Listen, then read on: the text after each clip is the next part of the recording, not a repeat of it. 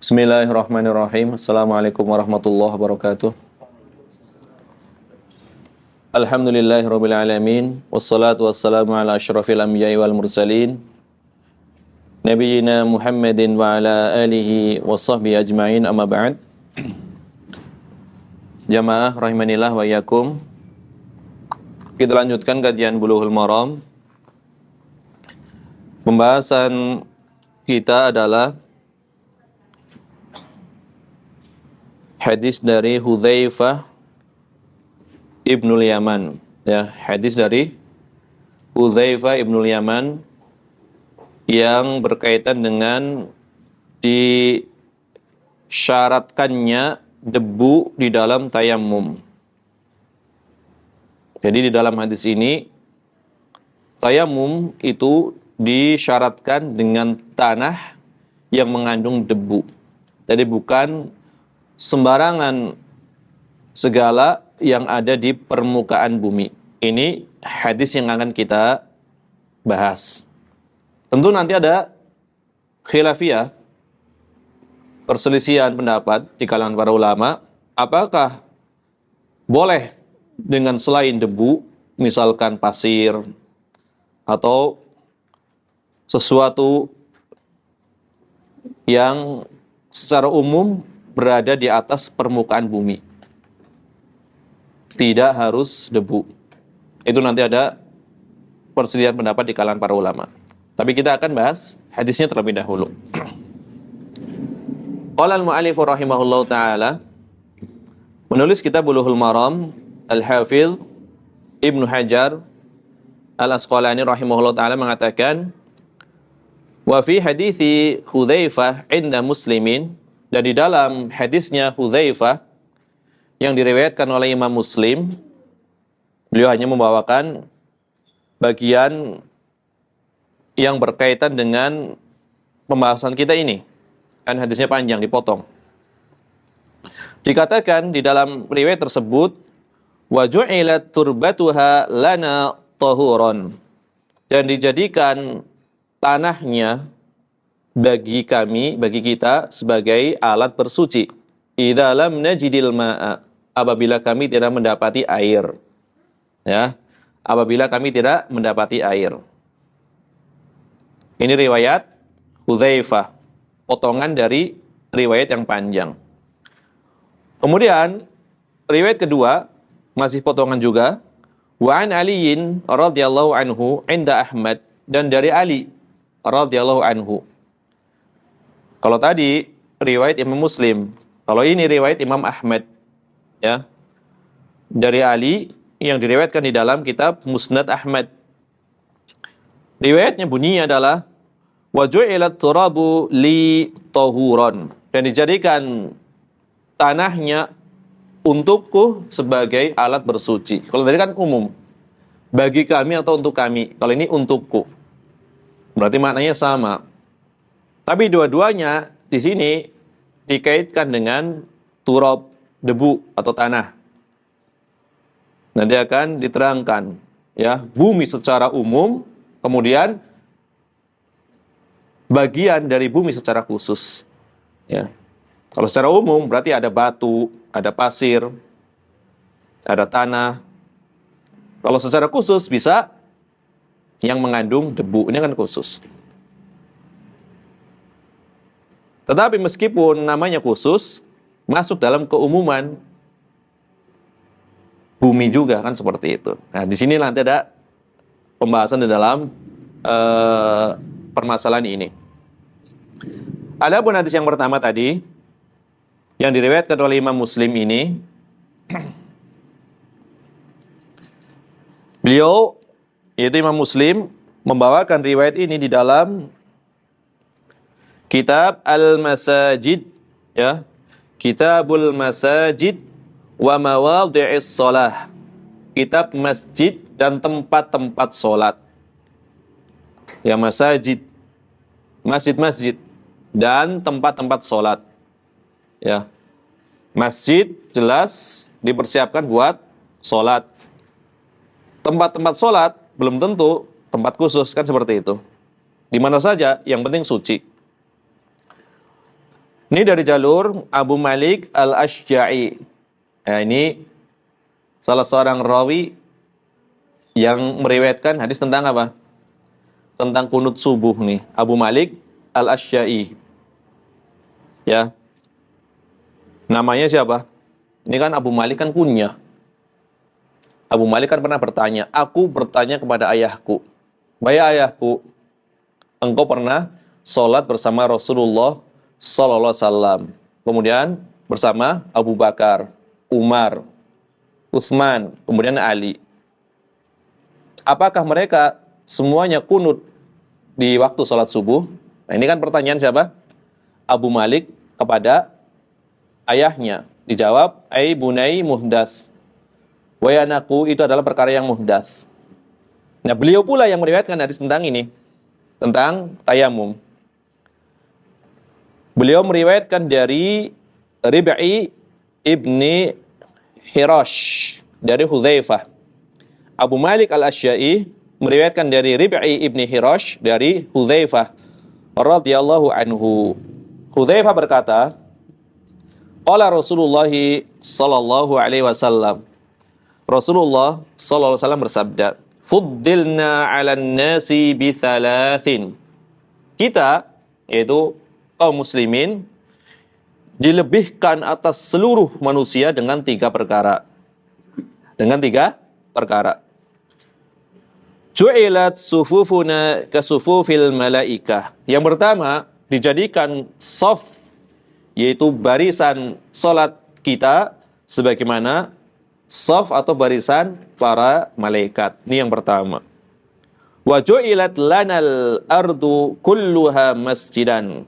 Yang kedua, dijadikan bumi seluruhnya, ini bumi lafaznya, bumi seluruhnya sebagai masjid. Wa ju'ilat turbatuha lana tahuran idza lam najidil ma'a. Dan dijadikan, ya, dijadikan bagi kami debunya atau tanahnya sebagai alat bersuci, yaitu bertayamum, jika kami tidak mendapatkan air. Ini berarti apa? Dua perkara. Kemudian Hudzaifah pun menyebutkan perkara berikutnya. Ini dua perkara. Pertama, safnya sebagaimana saf malaikat. Yang kedua, bumi seluruhnya dijadikan sebagai tempat sholat dan tanahnya sebagai alat bersuci. Ini satu keutamaan. Maksudnya antara masjid dan tayamum itu satu paket. Berarti baru berapa? Baru dua, ya, baru dua. Ini dari jalur siapa tadi? Abu Malik Al-Asy'a'i, namanya Tariq bin Sa'ad bin Tariq. Bapaknya Abu Malik siapa berarti? Sa'ad bin Tariq, ya, Tariq, ya, Sa'ad bin Tariq, ya.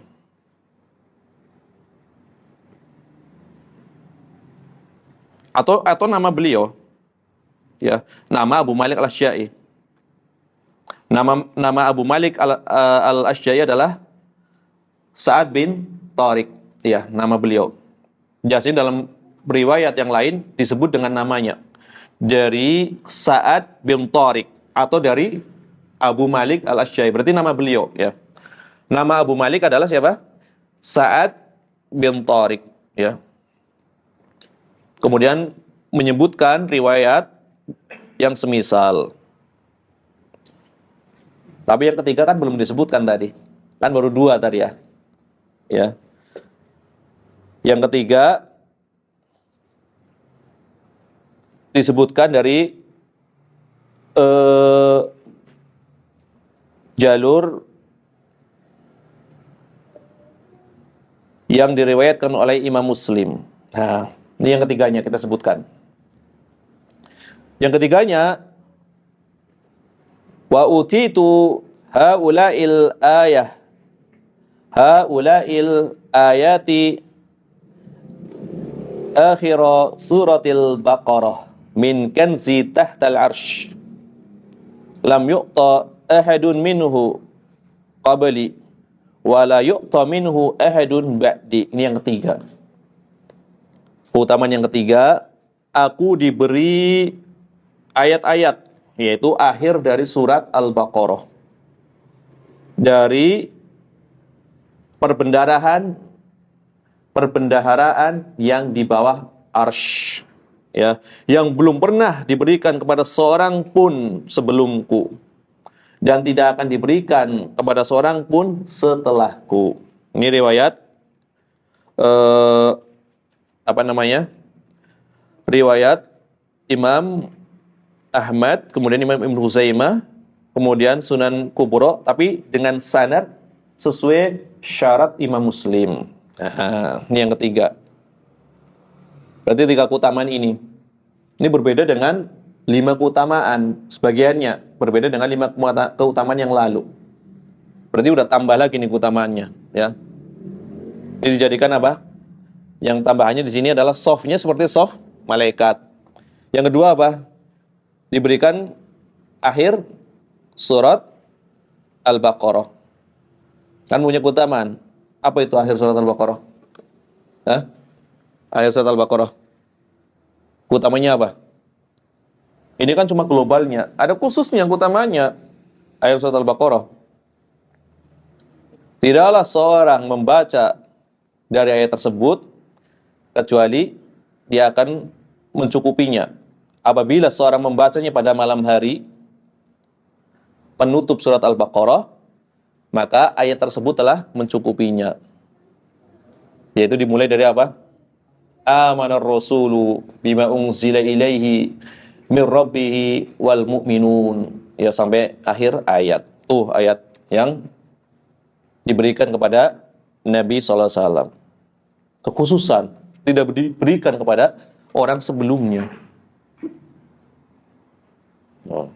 Ini tadi riwayat tambahannya yang tidak disebutkan di dalam riwayat Imam Muslim, tetapi sanadnya sesuai dengan syarat Imam Muslim. Ya. Ini hadis Hudzaifah. Selesai hadis Hudzaifah. Hadis yang pertama, ya. Kemudian yang kedua, hadis Ali. Hadis dari Ali bin Abi Thalib radhiyallahu anhu yang dikeluarkan oleh Imam Ahmad bin Hanbal. Ini dari jalur Abdullah bin Muhammad bin Aqil dari Muhammad bin Ali. Muhammad bin Ali berarti anaknya Ali bin Abi Thalib. Bahwasanya dia mendengar ayahnya yaitu Ali bin Abi Thalib radhiyallahu anhu berkata, qala Rasulullah sallallahu alaihi wasallam. Rasulullah sallallahu alaihi wasallam bersabda, "U'titu ma lam yu'ta ahadun minal anbiya." Aku diberikan keutamaan yang tidak diberikan kepada seorang pun dari para nabi. Faqulna, maka kami berkata, kata Ali bin Abi Thalib, "Ya Rasulullah, ma huwa?" Wahai Rasulullah, apa itu keutamaan tersebut? Qala, "Nusirtu birru'bi." Aku diberikan pertolongan dengan rasa takut bagi musuhku. Ini riwayatnya singkat seperti ini. Tidak diterangkan berapa jaraknya. Ini riwayatnya seperti itu. Kemudian wa utitu mafatihal ardi. Aku diberikan kunci-kunci perbendaharaan bumi. Wa summitu Ahmad, dan aku diberikan nama Ahmad. Dan nama beliau kan banyak. Kemudian wa ju'ilat turabu li tahuran, dan tanah dijadikan bagiku sebagai alat bersuci. Wa ju'ilat ummati khairal umam, dan umatku dijadikan sebagai sebaik-baik umat. Tetapi sanad dari sini dhaif. Ya, maknanya sahih karena didukung dengan riwayat yang lain. Ya. Ini sanadnya dhaif kata para ulama. Karena di dalamnya tadi ada seorang laki-laki yang bernama Abdullah bin Muhammad bin Aqil. Dikatakan mutakallamun fihi, ada pembicaraan padanya. Hingga Imam Ibnu Uyainah, Sufyan bin Uyainah, dia mengatakan seperti ini. Sufyan bin Uyainah mengatakan, arba'atun min Quraisy yutraku hadithuhum. Ada 4 orang Quraisy yang hadisnya ditinggalkan oleh para ahli hadis. Ya. Kemudian disebutkan di antaranya adalah tadi, ya, yaitu Abdullah bin Muhammad bin Aqil. Jadi termasuk orang Quraisy, cuma dibicarakan tentang keadaannya. Kemudian Imam Ad-Daruqutni mengomentari Ibnu Aqil laisa biqawiyyin. Ibnu Aqil rawi tadi tidaklah kuat. Ini pernyataan Imam Ad-Daruqutni. Ya, Imam Ad-Daruqutni. Yang benar pakai fathah ra-nya. Kita sering ngomong Daruqutni. Yang benar Ad-Daruqutni. Ad-Daruqutni. Pakai fathah. Kalau Tirmidzi boleh tiga bacaan Tirmidzi. Tirmidzi atau Turmudi atau Tarmidzi, itu boleh semua.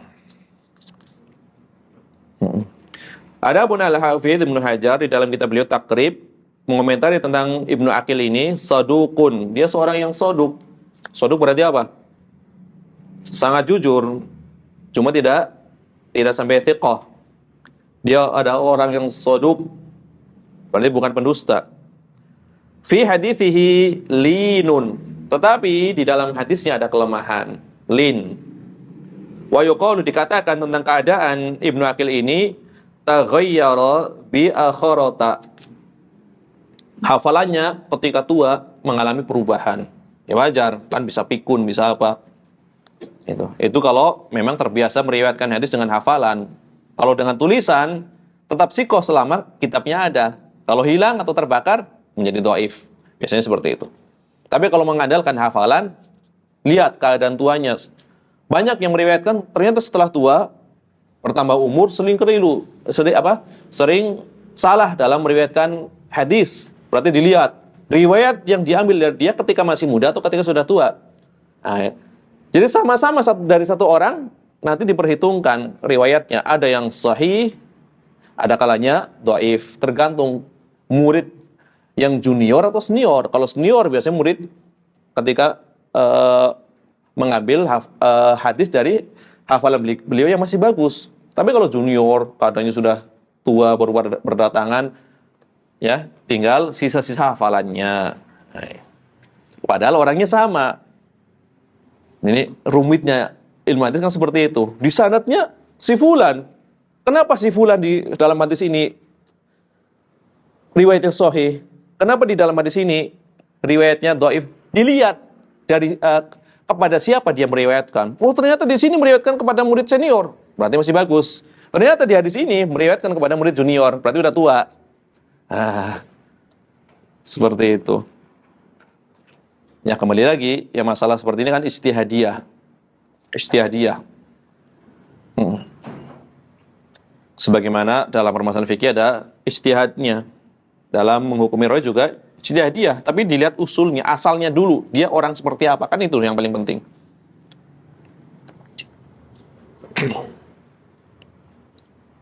Kemudian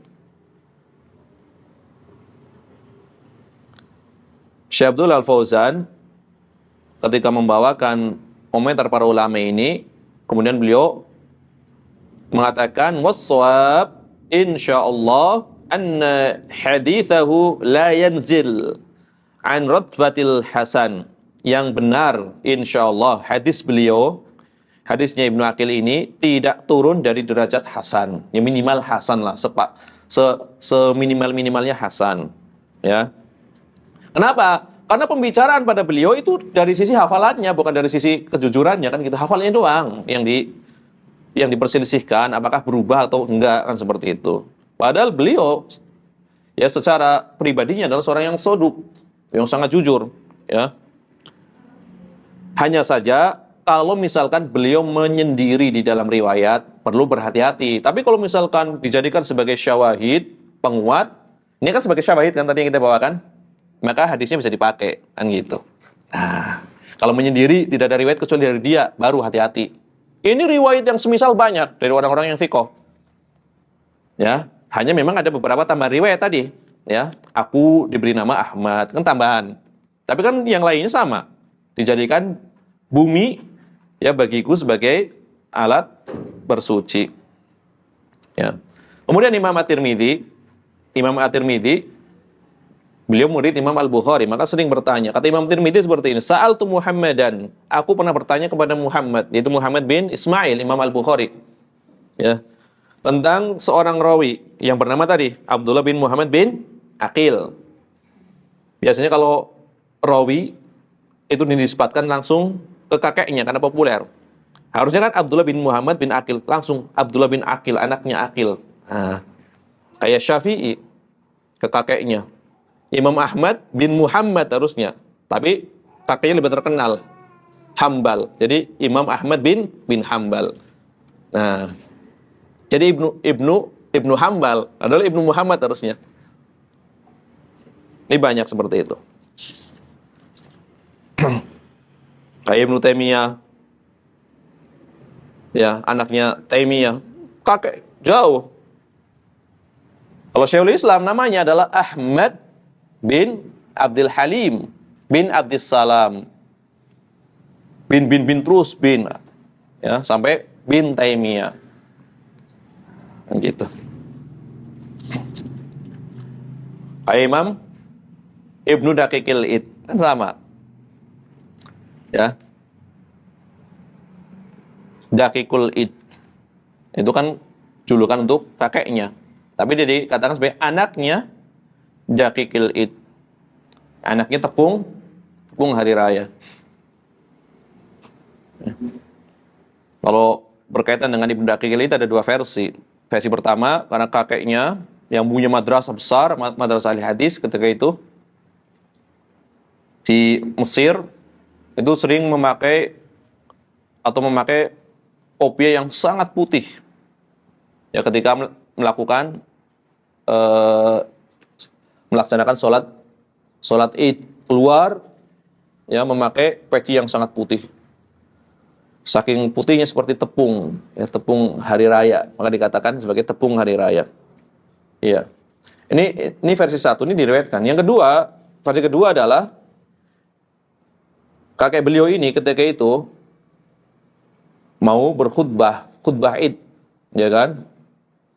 Terus di rumah istrinya berpesan, jangan lupa nanti ya kita sudah kehabisan ini bahan makanan, jangan lupa nanti beli tepung hari raya, kan seperti itu.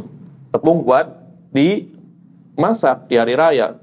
Ketika berkhutbah, dia mengatakan, ya, wahai manusia, ya, ingatlah kalian tepung hari raya, seperti itu kan. Saking kepikirannya ulama miskin kan ketika itu kan.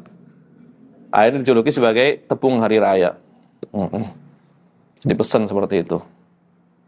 Jadi keadaan ulama seperti itu. Sebagian dibentangkan ya, harta, sebagian miskin. Kayak Al-Hafidz Ibnu Hajar Al-Asqalani, penulis kitab Bulughul Maram, kaya raya. Ya, kedudukannya tinggi. Sebagai qadhi, dikatakan qadhinya para qadhi ketika itu. Kendaraannya bagus, rumahnya mewah, dan seterusnya. Tapi Ibnu Hajar yang lain sangat miskin. Di antaranya Ibnu Hajar Al-Haytami itu sangat miskin. Ya. Tapi masing-masing memiliki keutamaan. Miskin bersabar, kaya bersyukur. Ibnu Hazm kaya raya. Lawan debatnya sangat miskin, Imam siapa? Al-Baji. Tapi masing-masing memberikan uzur luar biasa ketika debat. Ya. Imam Al-Baji, ya pernah dengar kisahnya kan? Debat, sering berdebat. Yang satu bermadhab Malikiyah, itu Imam Al-Baji paling mengetahui riwayat madhab Malik. Yang satu bermadhab Zuhiri, nggak akan ketemu kan berarti fikihnya. Yang satu ya tekstual banget, Zuhiri banget. Yang satu madhab Malik. Yang satu kaya raya, bapaknya adalah seorang pejabat negara. Bapaknya Imam Ibn Hazm, yang namanya Ali. Ibn Hazm itu namanya Ali, punyanya Abu Muhammad, Ali bin Hazm Al-Andalusi. Yang satu adalah, ya kita katakan hansip atau satpam gitulah. Sebelum menjadi qadhi dia kerjanya apa? Hansip atau penjaga keamanan. Maka debat dua orang ulama ini, yang satu kaya raya, yang satu miskin. Akhirnya setelah selesai, kata Imam Al-Baji Al-Maliki ini, Ya saya harap engkau memberikan udzur kepadaku. Barangkali saya tadi di dalam berdiskusi denganmu itu ada salah ngomong, salah kutip, salah riwayat. Kenapa?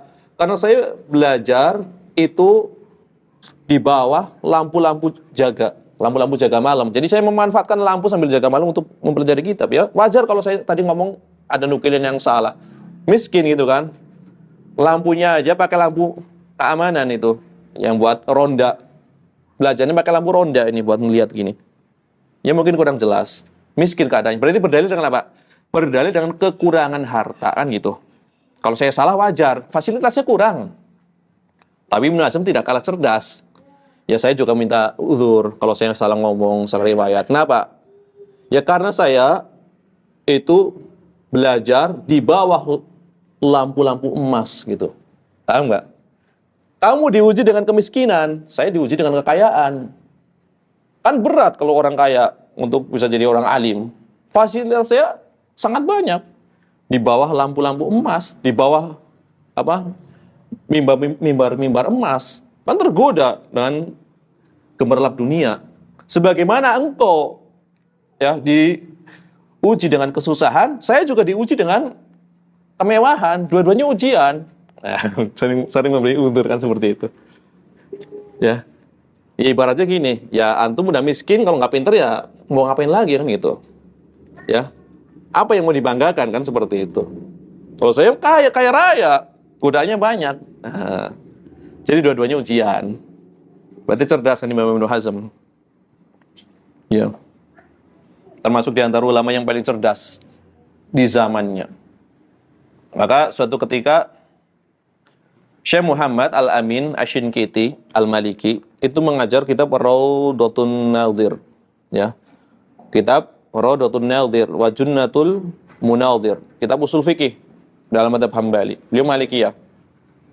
Jadi gaya mengajarnya itu mensarah mazhab Hambali kemudian membawakan syair-syair mazhab Maliki. Ya. Jadi kitab Hambali rasa Maliki kan gitu.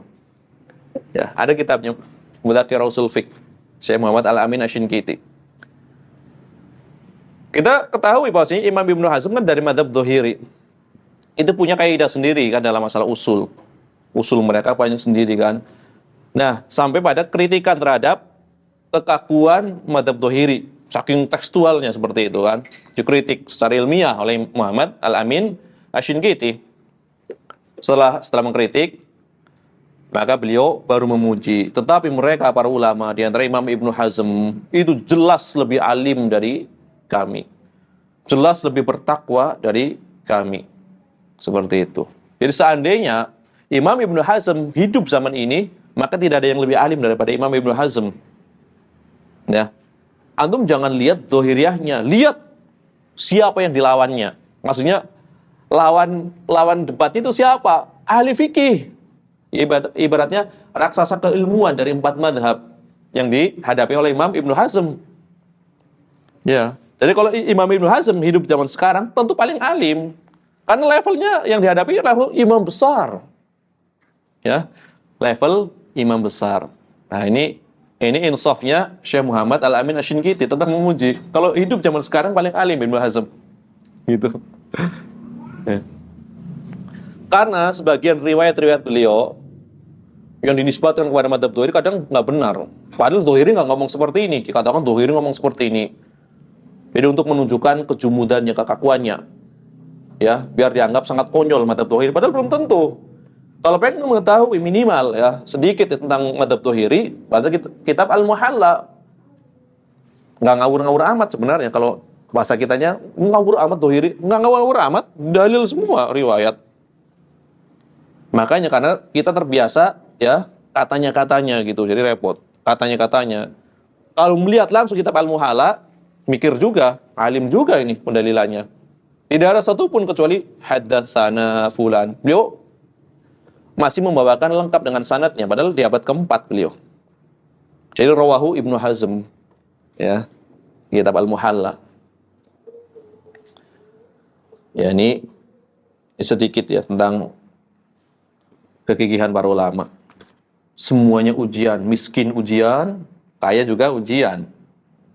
Jangan dikira fasilitas yang mewah bisa atau otomatis mendukung seorang untuk menjadi orang alim. Belum tentu. Buktinya sekarang mengumpulkan hadis sekarang gampang, tinggal klik muncul semua ya hadis.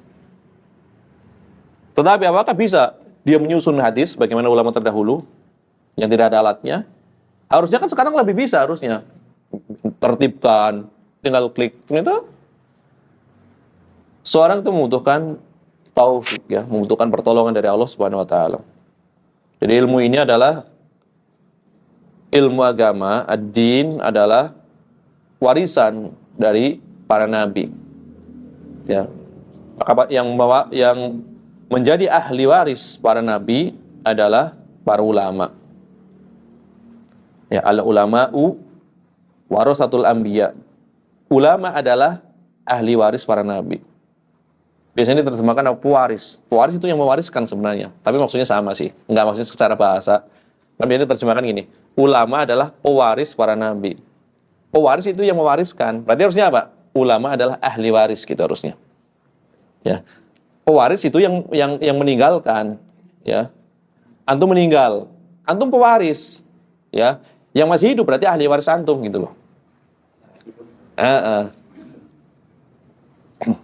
Tapi kalau maksudnya sama, ya nggak masalah. Maksudnya kadang kan seperti itu. Ada bahasa yang terlanjur salah, tapi nggak apa-apa gitu loh. Dalam bahasa Arab pun ada. Terlanjur salah, tapi nggak apa-apa. Ya kan. Terlanjur salah penggunaannya, tapi kan udah ma'ruf, jadi dibiarkan. Ada di bahasa Jawa juga sama. Indonesia juga sama. Imam At-Tirmidzi, sa'altu Muhammadan, kata Imam Tirmidzi. Aku pernah bertanya kepada Muhammad, yaitu Imam Al-Bukhari. Bertanya tentang Ibnu Aqil ini. Maka Imam Al-Bukhari mengatakan, Ra'aitu Ahmad ibn Hanbal wa Ishaq ibn Ibrahim wal Humaydi yahtajuna bihadithihi. Aku melihat atau mengetahui Imam Ahmad bin Hanbal, kemudian Ishaq ibn Ibrahim, kemudian Al-Humaydi berhujah dengan hadisnya Ibnu Aqil. Wa huwa muqaribul hadis. Dia adalah orang yang dekat hadisnya. Jadi kalau dikatakan dekat hadisnya berarti hasan kurang lebih. Nah, kata Imam Al-Bukhari. Karena Imam Al-Bukhari itu sangat halus di dalam mengkritik. Kalau mengatakan rawi ini perlu dipertimbangkan, berarti itu dhaif sebenarnya. Cuma Imam Bukhari halus ngomongnya. Saking halusnya mengkritiknya. Mengkritik rawi itu saking halusnya Imam Al-Bukhari. Ada yang sangat kencang mengkritiknya itu Yahya bin Ma'in, gurunya. Ya. Imam Ahmad bin Hanbal juga sedang, tapi paling kokoh ketika terjadi fitnah.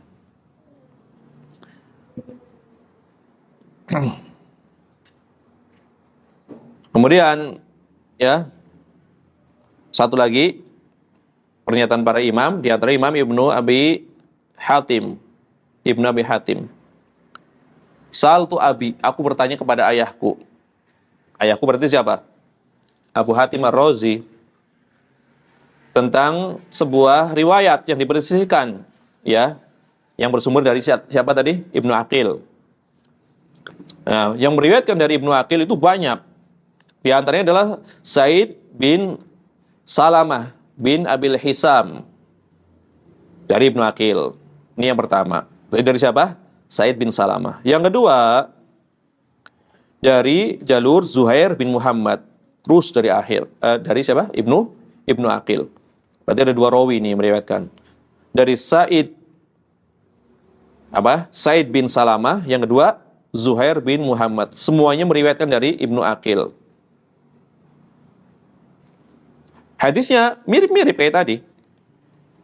Di antaranya yang dari jalur Said bin Salamah, u'titu malam yu'ta ahadun wa ju'ilat turab li tahuron wa ju'ilat ummati khairal umam. Aku diberikan keutamaan yang tidak diberikan kepada seorang pun, yaitu dijadikan tanah bagiku sebagai alat bersuci.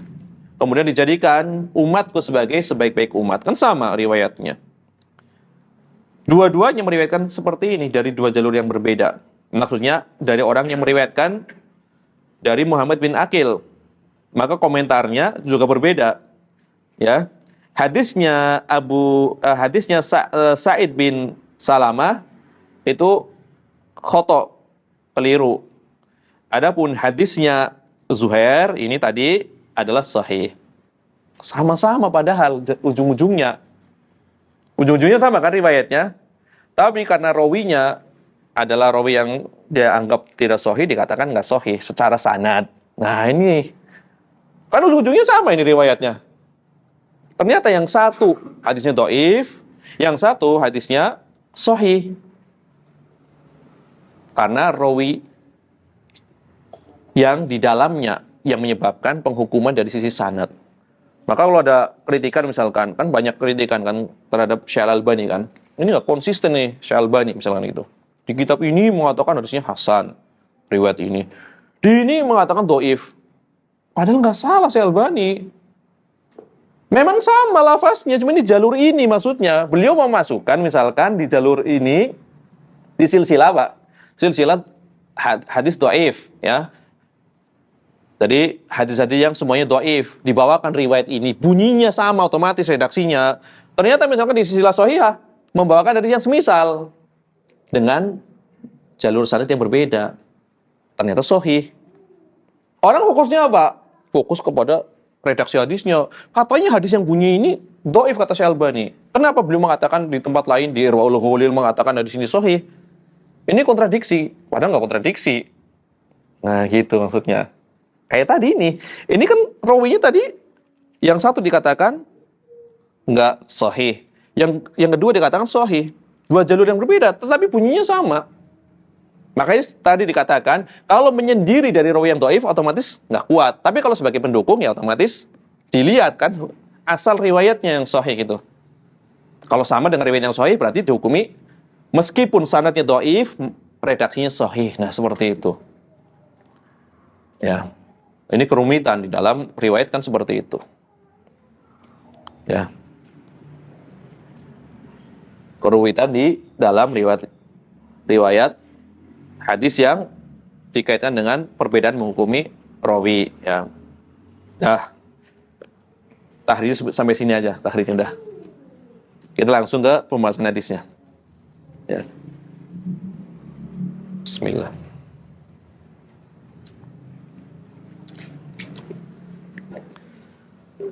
Di dalam riwayat ini, Al-Hafidz Ibnu Hajar itu membawakan dua riwayat kan tadi ya, Hudzaifah dan riwayatnya Ali bin Abi Thalib radhiyallahu anhu.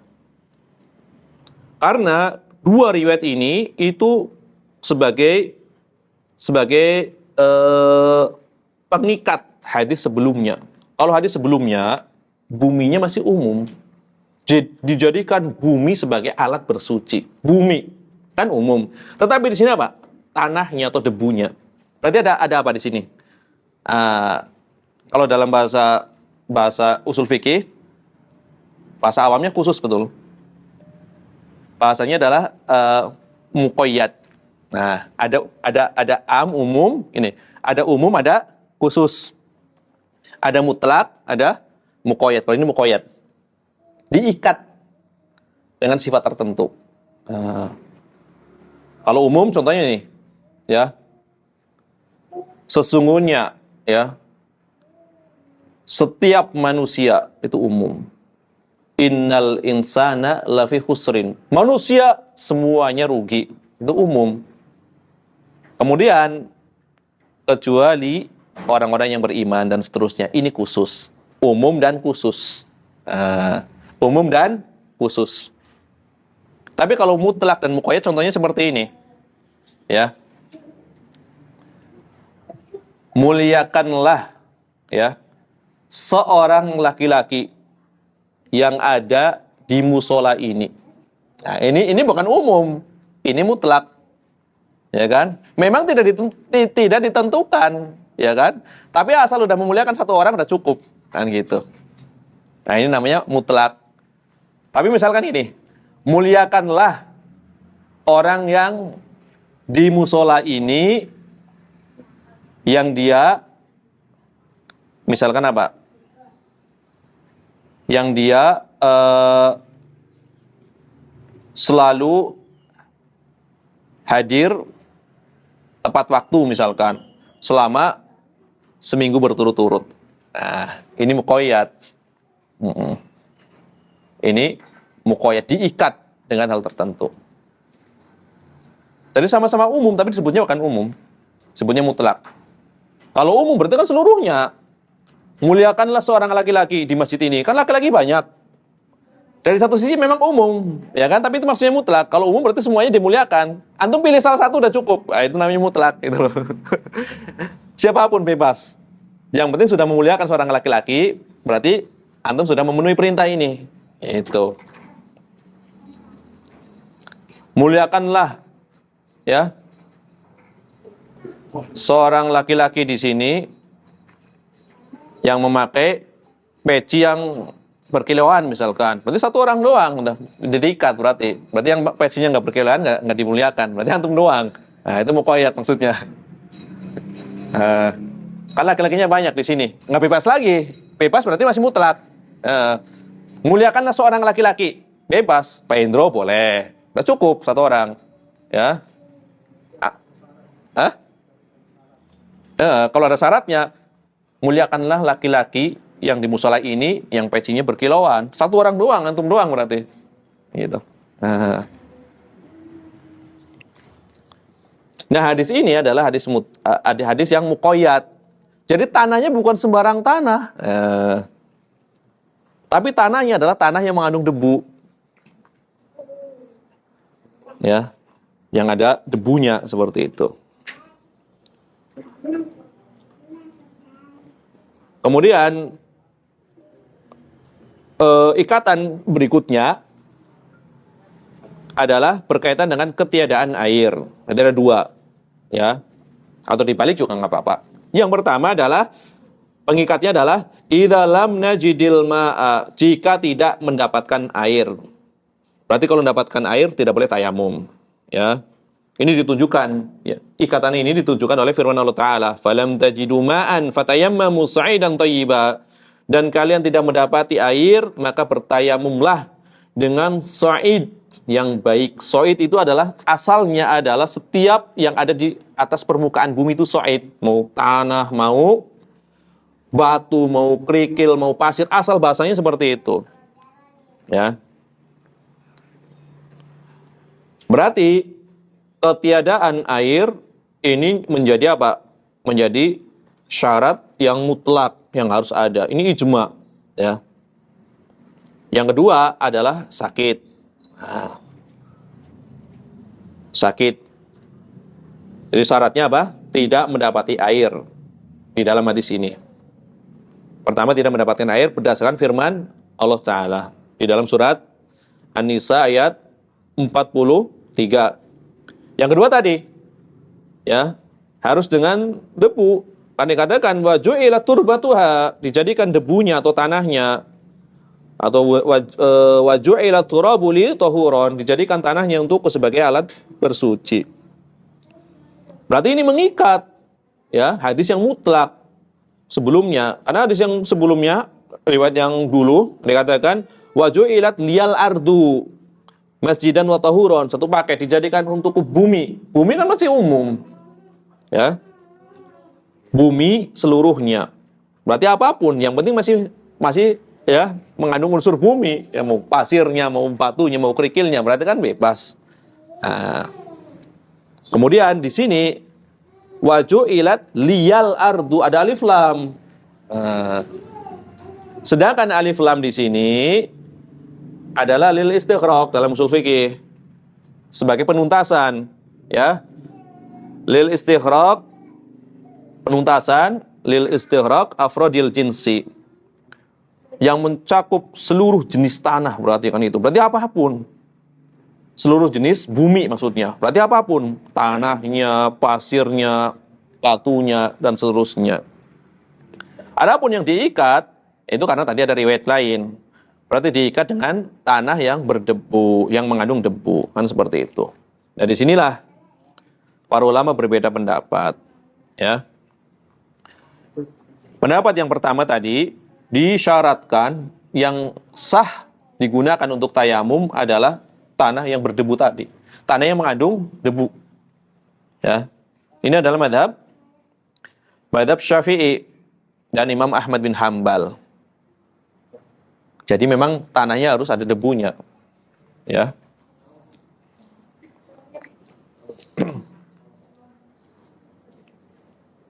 Ini penjelasannya lumayan panjang, tapi nggak apa-apa, disingkat.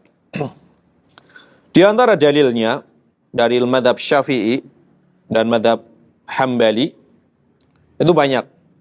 Ya. Pertama adalah firman Allah Ta'ala, "Fatayammamu sa'idan thayyiba." Maka bertayamumlah kalian dengan tanah yang baik. Maksud sa'id di sini adalah al-muradu bihi at-turab. Kenapa? Karena ada riwayat dari Ibnu Abbas. Nah, ada salafnya. Ini kan sa'idan thayyiba. Sa'id secara bahasa kan segala yang ada di permukaan bumi. Kenapa diterjemahkan dengan debu atau tanah? Maka karena ada salafnya dari Ibnu Abbas radhiyallahu anhuma.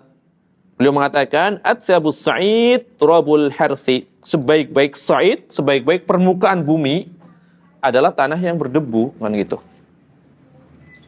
Ini disebutkan oleh Imam ya Ibnu Katsir dan tafsir Ibnu Abbas. Hanya saja sanadnya dhaif, kan gitu. Sanadnya adalah dhaif. Tapi ini dipakai sebagai dalil oleh madhab Syafi'i dan madhab Hambali. Ya, madhab Syafi'i banyak di kitab-kitabnya, seluruh kitab fikih. Tapi satu kitab biasanya mewakili, kitab Al-Majmu' Syarhul Muhadzab karya Imam Nawawi. Adapun keterangan di dalam madhab Hambali juga sama dalam kitab-kitab fikih. Tapi yang masyhur adalah di dalam kitab Al-Insaf, ya, fi ma'rifatur rajih minal khilaf karya Imam Al-Mardawi. Ya. Ini pertama dalilnya.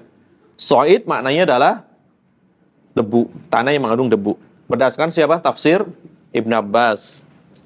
Yang kedua, dalilnya adalah firman Allah Ta'ala, "Famsahu biwujuhikum wa aydikum minhu." Ada huruf min di sini. Nah, famsahu artinya apa? Usaplah. Biwujuhikum, wajah kalian, wa aydikum, dan tangan kalian, minhu, darinya. Dari maksudnya sebagian, dari sebagian bumi, yaitu sebagiannya apa? Ya debunya saja, bukan seluruhnya. Min di sini tab'id. Nah, min di sini maknanya apa? Tab'id, sebagian. Darinya, dari sebagian bumi, bukan seluruh bumi berarti. Berarti apa? Ya sebagiannya cuma apa? Ya cuma tanahnya mengandung debu. Karena min di sini adalah maknanya adalah ya tab'idiyah, menunjukkan sebagian, bukan seluruh bumi, sebagian bumi, bagian debunya, tanahnya. Ya. Maka tidak mungkin dimaknai mengambil sebagian, kecuali hanya mengambil bagian apa? Tanah dan debunya saja. Tanah yang mengandung debu saja. Berarti kerikil tidak masuk, batu tidak masuk. Seperti itu. Ini pendapat pertama.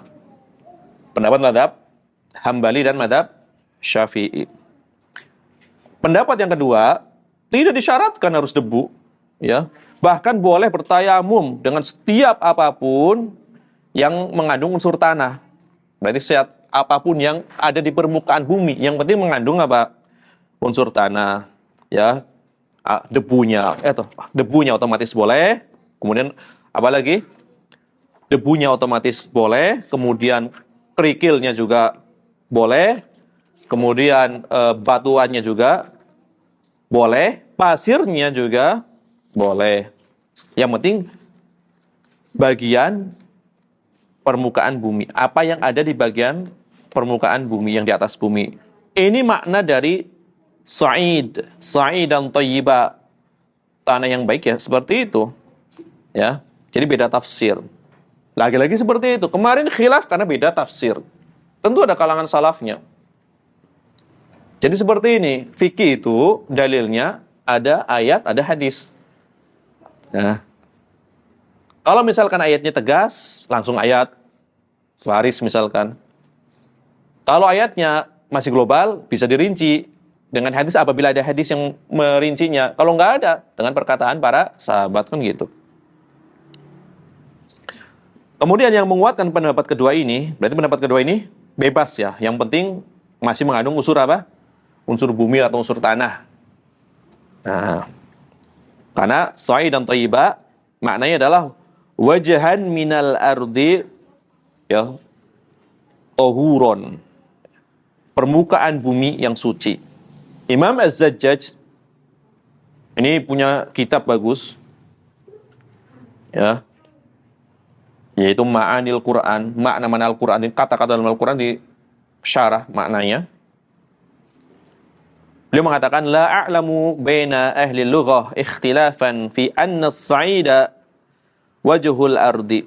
Aku tidak tahu ada kalangan dari ahli lughah yang berselisih pendapat tentang makna sa'id.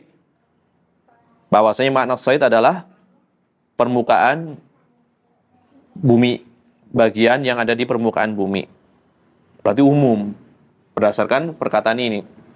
Tidak ada khilaf, yang dinamakan sa'id itu, ya, setiap yang ada di permukaan bumi itu namanya sa'id.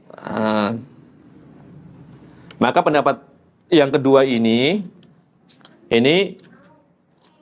dipilih oleh Imam Ibnu Taimiyah dan Imam Asy-Syaukani, ya.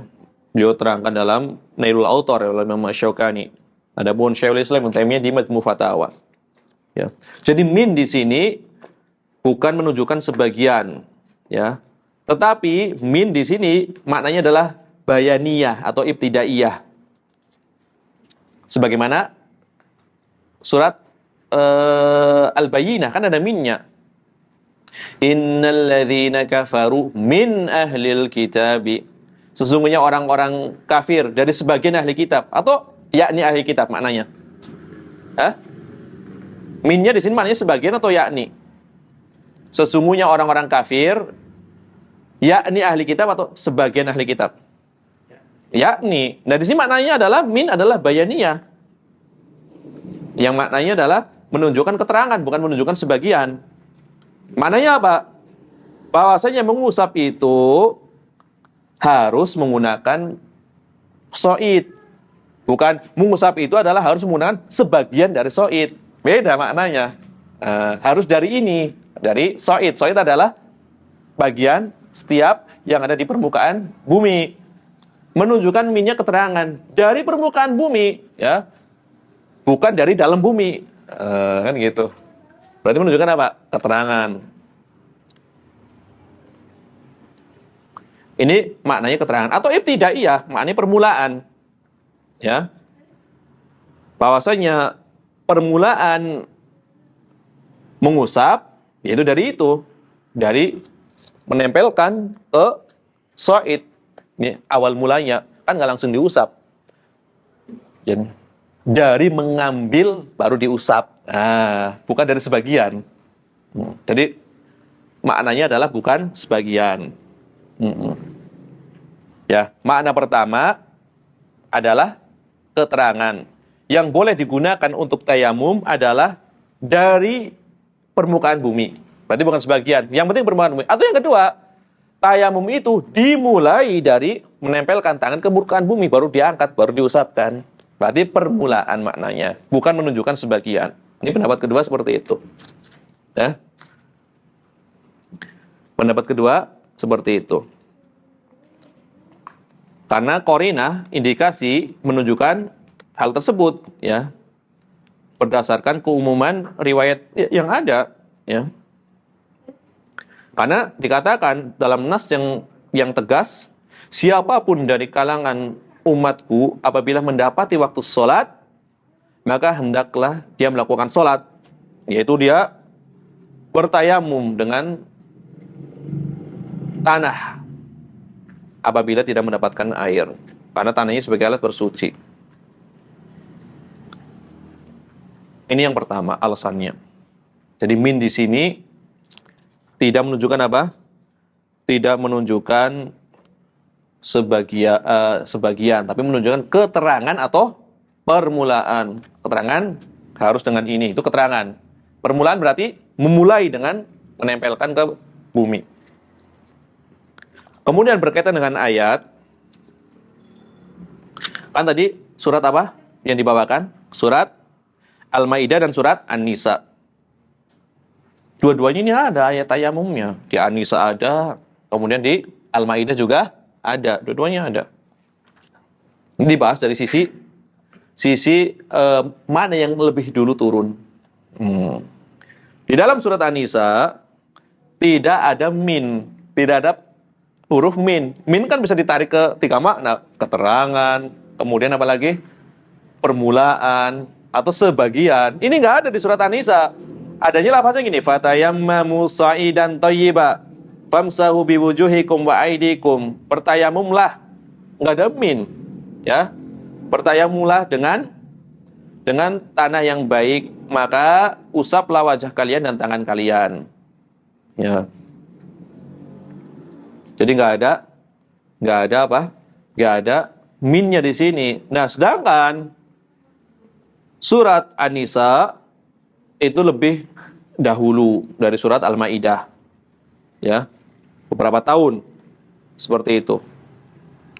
Jadi mereka sudah beramal dengan ayat tersebut sudah lama seperti itu. Sebelum turunnya surat An-Nisa. Berarti dari dulu tidak ada yang memaknai bahwasanya yang dimaksud dengan bertayamum adalah dikaitkan dengan sebagian. Karena ini ayat ini udah ada dan sudah bisa diamalkan seperti itu. Ini jawabannya seperti itu. Tapi nanti dibalikin juga. Justru karena itu ayat terdahulu, maka ada ayat min menunjukkan dihapus. Dulu memang bebas. Begitu sudah turun ayat surat Al-Maidah, jadi ada minnya kan? Jadi khusus, hanya boleh debu saja.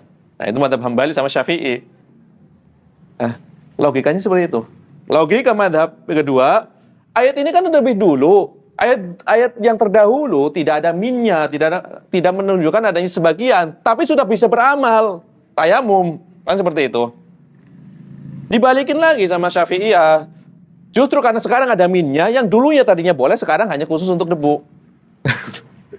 Nah, seperti itu. Jadi nggak ngarang ini, ya. Dua-duanya nggak ngarang kan? Dua-duanya muktabar nggak kira-kira? Muktabar. Masuk akal dua-duanya. Yang satu karena ayatnya sudah bisa diamalkan tanpa tambahan min. Yang kedua, dulunya memang bisa diamalkan secara mutlak. Sekarang sudah ada min, berarti hapus. Hanya khusus tanah yang mengandung debu. Itu. Tetapi yang lebih lebih banyak dipilih oleh para ulama adalah pendapat kedua. Jadi bukan hanya yang mengandung debu saja, ya. Karena gini, yang menguatkan bahwasanya yang boleh digunakan untuk tayamum bukan hanya debu saja, tapi setiap yang mengandung unsur tanah. Karena Rasulullah SAW ketika beliau safar, beliau bersama para sahabatnya, karena banyak safar dalam peperangan, diantaranya perang Tabuk, ya, perang Tabuk dan lain-lain, mereka tidak ada riwayat pun yang dinukil dari mereka membawa debu atau tanah bersama mereka. Padahal mereka sering bertayamum ketika itu dalam peperangan, tapi tidak dinukil. Misalkan ngambil debu dulu masukin kantong, nanti buat tayamum, enggak. Ya. Jadi mereka bertayamum dengan apa yang mudah yang bisa didapati di atas permukaan bumi. Misalkan di sini tembok bisa tembok, ya. Di sini ada batu dengan batu yang mudah didapati. Seandainya disyaratkan harus ada debunya, berarti mengharuskan apa? Mengharuskan membawa alatnya. Misalkan memasukkan ke kantong seperti itu, ya, debunya dimasukkan ke kantong buat bekal tayamum, ya. Ternyata tidak ada riwayat seperti itu. Kemudian yang menguatkan hal tersebut bahwasanya debu atau tanah itu masuk dalam keumuman bumi enggak? Ya, masuk enggak? Ya. Bagian bumi bukan debu. Bagian bumi, ya kan? Maka ini ada kaidah di dalam usul fikih. Ya, ini disebutkan seperti ini. Yang pertama, pendapat yang mengatakan mengkhususkan dengan debu saja ini terbantahkan. Kenapa? Karena dikatakan annat turbah fardun min afrodil arud. Karena debu itu masuk pada keumuman bumi atau tanah. Wa dzikru ba'di afradil am bi hukmil am la yakunu mukhassisan lahu 'indal jumhur. Penyebutan ya bagian dari yang umum dengan hukum umum itu tidak menunjukkan kekhususan menurut jumhur ulama. Antum belum paham karena belum saya kasih contoh. Ya. Debu adalah bagian dari bumi. Terkadang disebutkan sendirian saja kan, debunya sebagai alat bersuci, ya kan? Padahal konteksnya konteks umum kan seperti itu. Maka itu tidak menunjukkan kekhususan dari debu tersebut, karena disebutkan hukumnya umum, yaitu untuk bertayamum. Kasih contoh langsung paham insya Allah. Misalnya saya ngomong seperti ini. Ya, saya ngomong seperti ini.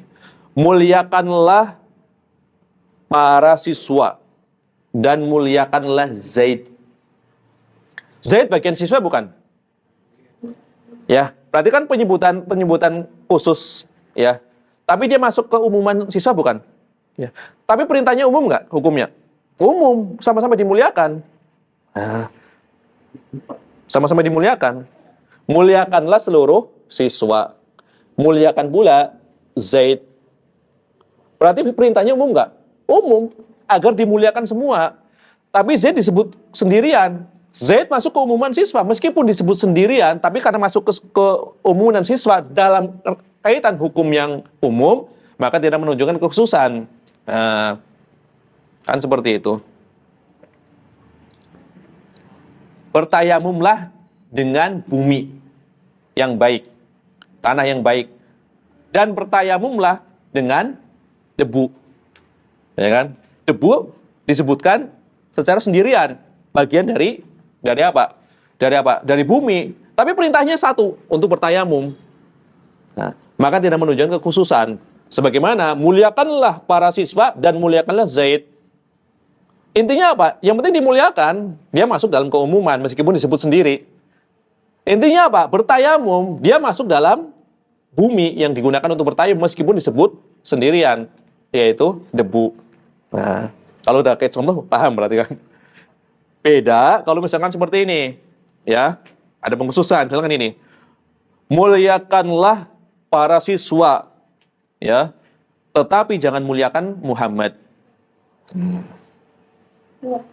Muliakanlah para siswa. Muhammad kan masuk ke umuman para siswa, tapi disebutkan jangan. Berarti ini menunjukkan khusus. Berarti seluruh siswa dimuliakan kecuali Muhammad. Walaupun dia masuk dalam apa? Dalam ukuran para siswa. Muliakanlah para siswa, kan beres seluruhnya. Tapi jangan Muhammad. Berarti hanya Muhammad yang dikhususkan, jangan dimuliakan. Ya. Karena hukumnya beda. Hukumnya apa? Hukumnya ini dimuliakan, hukumnya jangan.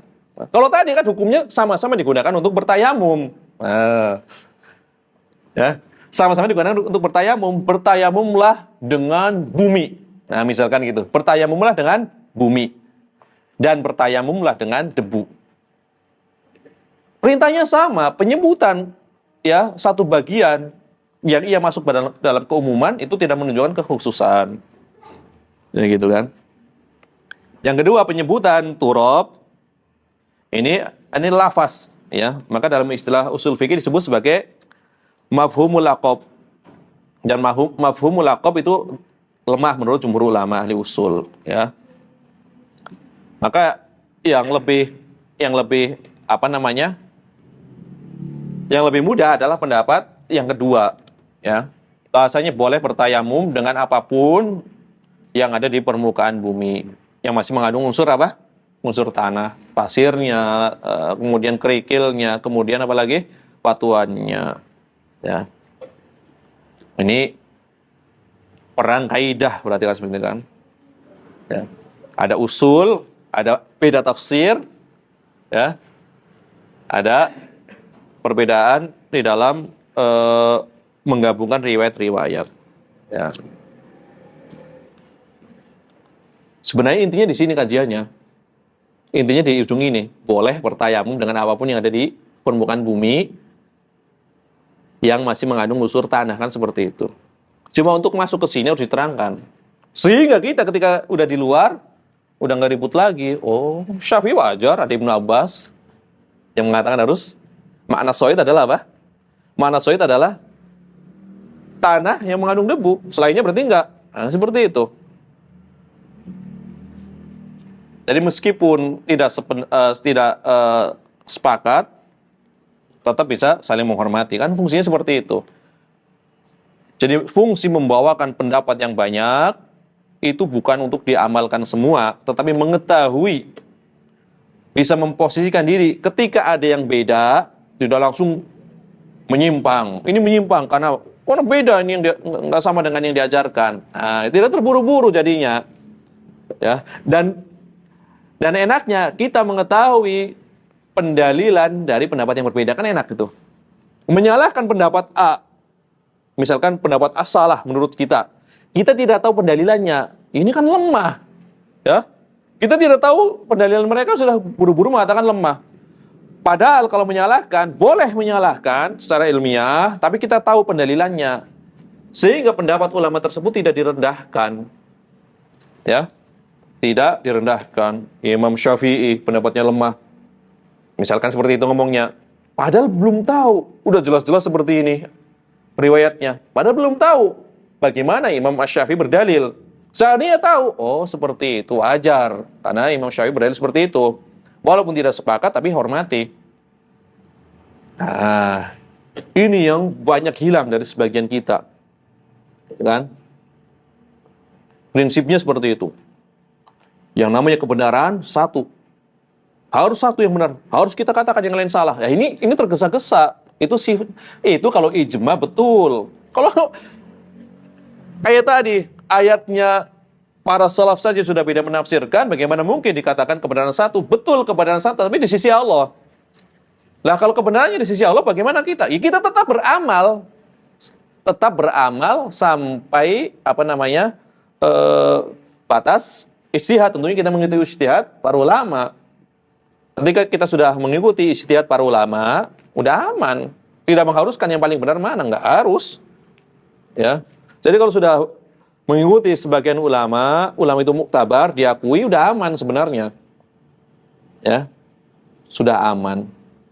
Jadi nggak harus terlalu ideal. Yakin ini paling benar. Harus benar-benar yakin yang lain benar-benar salah. Ini tidak ada istilah yakin dalam masalah ijtihadiyah. Yakin itu istilahnya adalah dalam masalah ijma. Keyakinan itu dalam masalah ijma. Dalam ijtihadiyah nggak ada yakin, adanya dzon. Kita hanya menduga-duga. Dan memang menduga-duga itu sudah 75%. Udah bisa digunakan untuk beramal. Dan itu dibolehkan. Kebanyakan permasalahan fikih adalah dzonniyah. Dugaan, praduga. Dugaan Syafi'i, dugaan Hambali, dugaan Maliki, dugaan Hanafi. Hanya menduga-duga. Maksudnya menduga-duga di sini, ini dalam arti yang positif ya, bukan menduga-duga negatif. Ini bahasanya adalah dzonniyah, seperti itu. Ini kayak permasalahan ijma, itu keyakinan. Antum kalau ditanya, hukum berzina apa? Apakah antum mau nanya, hukum berzina menurut mazhab Hambali? Ya kan nggak mungkin, udah jelas-jelas ijma tentang haramnya. Bukan di sini letak nanya menurut pendapat siapa, bukan di situ letaknya. Menurut pendapat mazhab Syafi'i, ya, daging babi halal atau haram? Ya nggak ada ijma tentang haramnya daging babi. Jadi nggak perlu ditanya menurut mazhab siapa. Nah dari sini paham nanti, insya Allah. Menurut mazhab Abu Hanifah, sholat Jumat wajib nggak bagi laki-laki? Nggak perlu ditanya karena ijma laki-laki wajib sholat Jumat. Letak pertanyaan menurut pendapat siapa itu yang ada perselisihan. Disinilah namanya madhab. Ketika namanya madhab ada perselisihan, pasti tidak mungkin dalilnya tegas seperti ini. Nah, dalilnya bisa ditarik ke A, ditarik ke B, sesuai dengan ijtihad.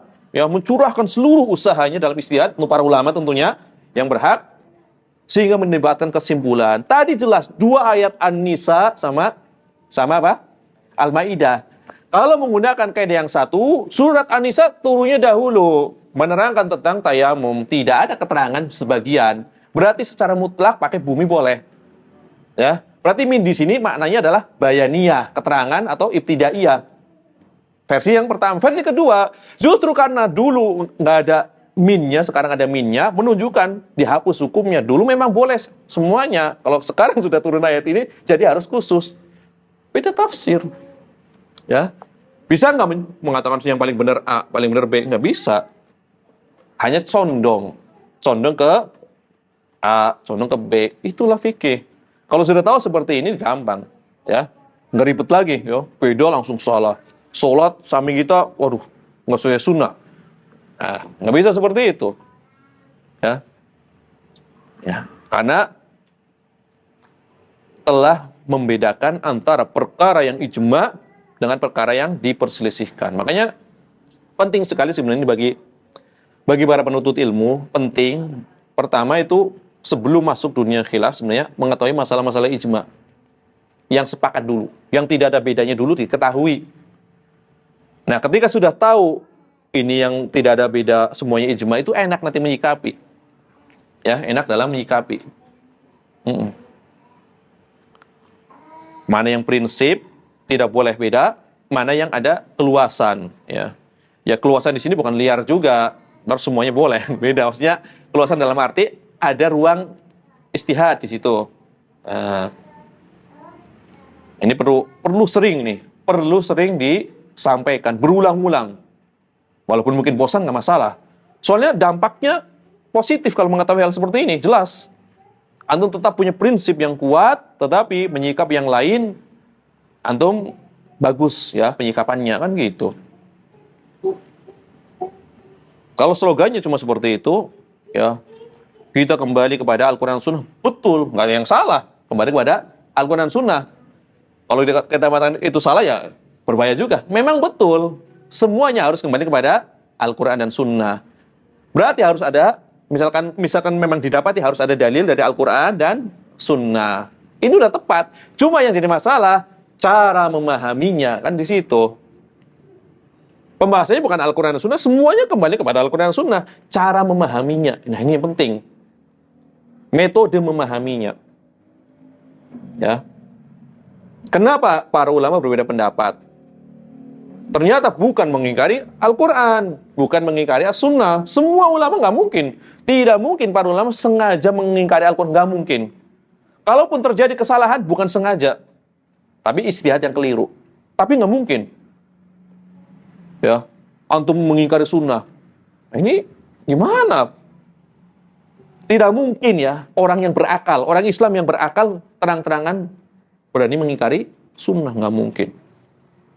Ya. Pasti semuanya berusaha mengikuti Sunnah. Ya, berusaha mengikuti Al-Quran. Ya. Dalilnya sama, Al-Quran dan Sunnah. Ini cara memahami dalilnya yang kadang-kadang berbeda. Nah, disinilah kenapa ketika belajar mazhab tertentu itu sangat kokoh, ya karena seperti itu, karena ditertibkan cara berdalilnya. Ya. Misalkan antum bermadzhab Syafi'i, berdalil dengan usul madzhab Syafi'i. Ya, secara umum insyaallah antum pasti menguatkan madzhab Syafi'i semuanya. Karena yang tidak didapati di penjelasan kitab-kitab lain dalam Syafi'i diterangkan kokoh Syafi'iyahnya secara umumnya. Misalkan antum belajar madzhab Maliki, pasti secara umum yang paling dekat ya menurut antum pendapat yang paling tepat, yang lebih dekat pasti madzhab Maliki. Demikian pula Hambali, demikian pula Hanafi. Tapi sekali lagi apa? Pembahasan di sini adalah pembahasan ijtihadiyah. Kita ngomongnya yang ijtihadiyah. Ya kalau yang udah ijma nggak usah dibahas di kitab seperti itu. Iya, ijtihadiyahnya. Jadi jangan sampai salah nanya. Salah nanya, nanyanya salah dari tadi. Hukum sholat Jumat menurut madzhab Hambali apa? Ya salah nanya ini. Iya, salah nanya. Harusnya nanyanya misalkan gini. Nanya, hukum sholat witir, ya, 2 kali dalam semalam apa? Nah itu baru Karena ada khilaf di situ. Ini baru pertanyaan yang benar. Di situ ada madhab. Hukum sholat witir apa? Wajib atau sunnah? Di situ juga ada madhab. Iya. Jumhur mengatakan sholat witir hukumnya sunnah. Tapi sholat yang 5 itu nggak, jangan apa hukum sholat 5 waktu. Ini jangan nanya gimana. Jelas wajibnya 5 waktu. Ini selain 5 waktu gitu loh. Apa hukum sholat id? Nah itu baru boleh. Apa hukum sholat id? Wajib, sunnah, fardu kifayah, atau apa? Nah, apa hukum sholat gerhana? Wajib, sunnah, atau apa? Itu baru ditanyakan. Yang ijma yang 5, sisanya diperselisihkan. Baru benar itu pertanyaannya. Ya. Karena yang 5 nggak usah diotak-atik. Wajibnya plus sholat Jumat bagi laki-laki maksudnya. Ya. Misalkan apa hukum puasa sunnah menyendiri di hari Sabtu? Nah, itu baru pertanyaan. Benar. Boleh nggak? Apakah makruh? Apakah boleh? Atau disesuaikan? Apabila sesuai momen Asyura, Arafah, berarti boleh. Kalau nggak makruh. Atau kalau nggak sesuai momen, haram. Atau mau sesuai momen ataupun nggak, sama-sama haram. Nah, ini baru nanya seperti itu boleh. Karena di sini ada khilaf. Jangan hanya yang ijma ditanyakan. Ini musibah. Jadi nggak nggak memahami ya apa masalah ijtihadiyah, mana yang bukan ijtihadiyah. Sehingga mempersempit perselisihan kalau seperti itu. Ya, mempersempit perselisihan. Yang udah jelas, saya tanyakan. Ya. Beda kalau baru masuk Islam. Ya. Orang kafir aja tahu kan kalau sholat 5 waktu itu wajib, tahu kayaknya orang kafir. Ya, perkara kalau sampai jahil sholat 5 waktu nggak tahu hukumnya ya ini jahil yang nggak diudur kan seperti itu. Kan orang kafir dia tahu kalau orang Islam itu harus wajib sholat 5 waktu, itu orang kafir tahu. Ya. Kalau sampai nggak tahu, ini dipertanyakan ini. Ya. Hidup di tengah-tengah kaum muslimin nggak tahu hukumnya wajib.